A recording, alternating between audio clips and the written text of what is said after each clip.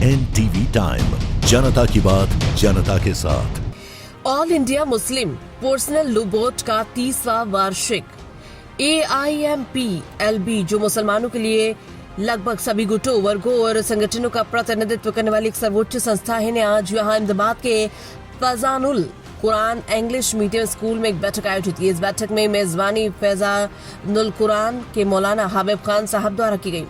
इस बैठक की अध्यक्षता AIMPLB के अध्यक्ष मौलाना खालिद सैफुल्लाह रहमानी साहब ने की और बोर्ड के महासचिव मौलाना फजलुर रहमान मुजाहिदी साहब भी इस अवसर पर गरिमामय रूप से उपस्थित रहे। इसके अलावा प्रसिद्ध मुस्लिम विद्वान और वक्ता मौलाना अबू तालिब रहमानी साहब ने भी बैठक में भाग लिया। मुफ्ती अहमद देवलवी साहब ने भी इस बैठक का नेतृत्व किया। बैठक में राज्य भर से मुस्लिम समुदाय, संगठनों और धार्मिक संस्थानों के विभिन्न वर्गों के कई जिम्मेदार और सम्मानित प्रतिनिधियों ने हिस्सा लिया।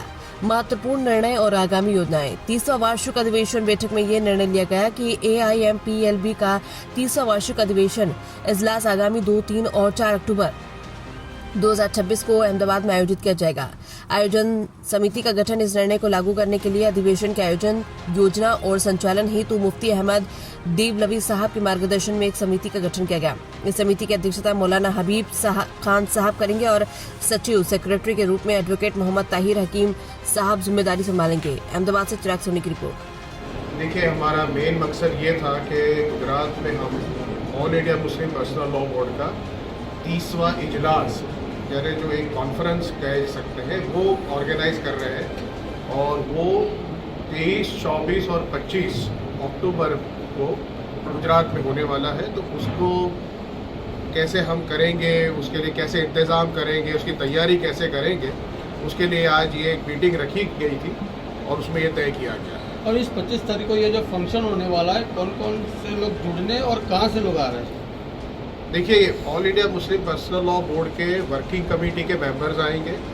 जो उनके मेंबर्स हैं, तकरीबन 150 के करीब मेंबर्स हो जाते हैं, वो आएंगे और कुछ 250 के करीब मेंबर्स आ जाएंगे।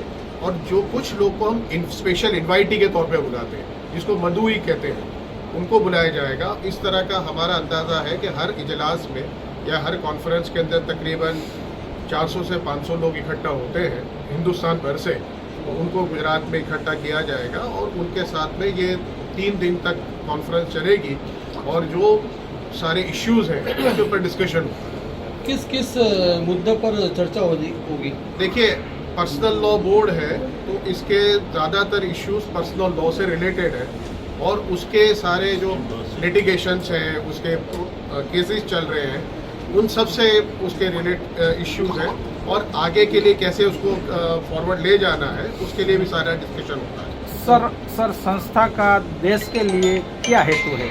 संस्था का देश के लिए सबसे बड़ा हेतु ये है कि इस देश के अंदर जो संविधान है, जिसके अंदर हर हिंदुस्तान के शहरी को, सिटीजन को जो फंडामेंटल राइट्स हैं और जो फ्रीडम ऑफ रिलीजन है, आर्टिकल 25 और 26 का, तो उसका पूरा जो एक्सरसाइज करने का जो पूरा मौका है वो पूरा मिलता रहे, वो बरकरार रहे और उसमें किसी तरह की कोई रुकावट ना या कोई अवरोध ना हो। ये सबसे बड़ा संस्था का एम एंड ऑब्जेक्ट है। लास्ट में सर, देश के लिए क्या मैसेज देना है बोर्ड की ओर?